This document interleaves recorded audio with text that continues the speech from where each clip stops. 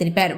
ఈ సందర్భంగా ఈవో నాగప్రసాద్ మాట్లాడుతూ ఓంకార క్షేత్రానికి వచ్చే భక్తులకు ఎలాంటి అసౌకర్యాలు కలగకుండా అన్ని ఏర్పాట్లు చేశామని, అలాగే ఆలయానికి వచ్చే భక్తులకు ఉచిత వైద్య శిబిరాన్ని ఏర్పాటు చేయడం జరిగిందని, అంతేకాకుండా ఉచిత దర్శనాల కోసం క్యూ లైన్లు, భక్తులకు ఎండ తగలకుండా షామియానాలు ఏర్పాటు చేశామని, సుదూర ప్రాంతాల నుంచి వచ్చే భక్తులకు ఆర్టీసీ వారు ఉచిత బస్సులను ఏర్పాటు చేయడం జరిగిందని తెలిపారు.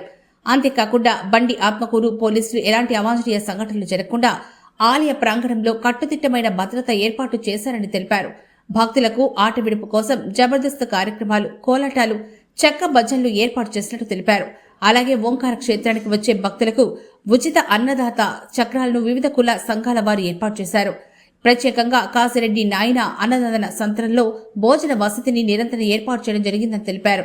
కాబట్టి ఓంకార క్షేత్ర దర్శనానికి భక్తులు విరివిగా వచ్చి స్వామివారి గ్రామోత్సవం, కళ్యాణోత్సవం, రథోత్సవం వంటి కార్యక్రమాలను తిలకించి స్వామివారిని దర్శించి స్వామివారి కృపకు పాత్రలు కాగలరని అన్నారు. బండి ఆత్మకూరు మరియు ఆత్మకూరు, కర్నూలు, సుదూర ప్రాంతాల నుంచి కూడా భక్తులు ఓంకార క్షేత్రానికి చేరుకునే గాను ఏపీఎస్ఆర్టీసీ వారి ద్వారా కూడా బస్సు సౌకర్యం ఏర్పాటు చేయడం జరిగింది.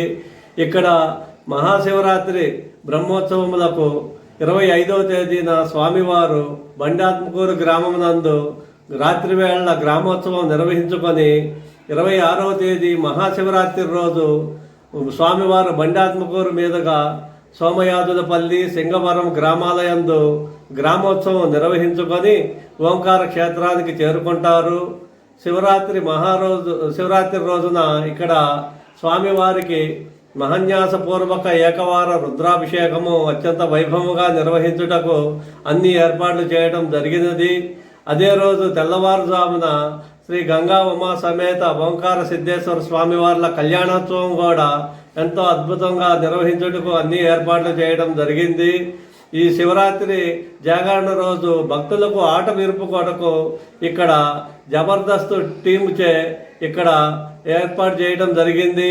ప్లస్ కూచిపూడి భరతనాట్యము మరియు సత్య హరిశ్చంద్ర నాటకము మరియు 28వ తేదీన స్వామివారి రథోత్సవం కూడా ఎంతో వైభవంగా నిర్వహించడం జరుగుతుంది. ఈ రథోత్సవం వెంబడి కూడా నంద్యాల వారిచ్చే కోలాట నృత్యం కార్యక్రమం కూడా ఏర్పాటు చేయడం జరిగింది.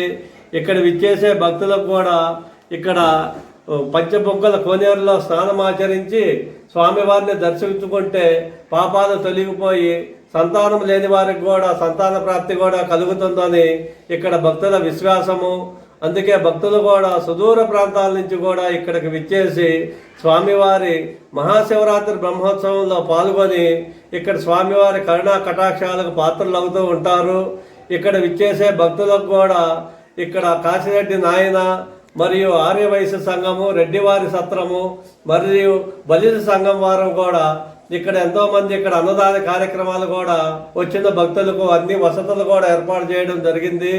దేవస్థానానికి స్వామివారి దర్శనానికి ఇచ్చే భక్తులకు కూడా వారికి దాతల సహాయ సహకారములతో నీళ్ల తాగునీటి వసతి, మజ్జిగ ప్యాకెట్లు కూడా దేవస్థానం తరపున ఏర్పాటు చేయడం జరుగుతుంది. మరియు ఉచిత ప్రసాద వినియోగం కూడా దేవస్థానం తరపున శివరాత్రి రోజు కూడా ఇక్కడ ఏర్పాటు చేయడం జరుగుతుంది.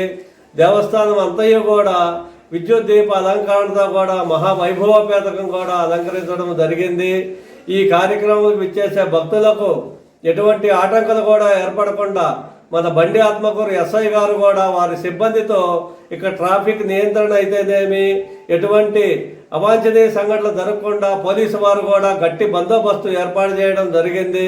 ఇక్కడ మన పాత్రికేయులు కానీ మీడియా వారు కూడా స్వామివారి మహత్యం గురించి కూడా వివిధ పేపర్లలో మీడియా ద్వారా కూడా ఓంకార క్షేత్ర వైభవాన్ని ఎంతో అద్భుతంగా కూడా ప్రజలకు భక్తులకు తెలియజేయడం జరుగుతుంది.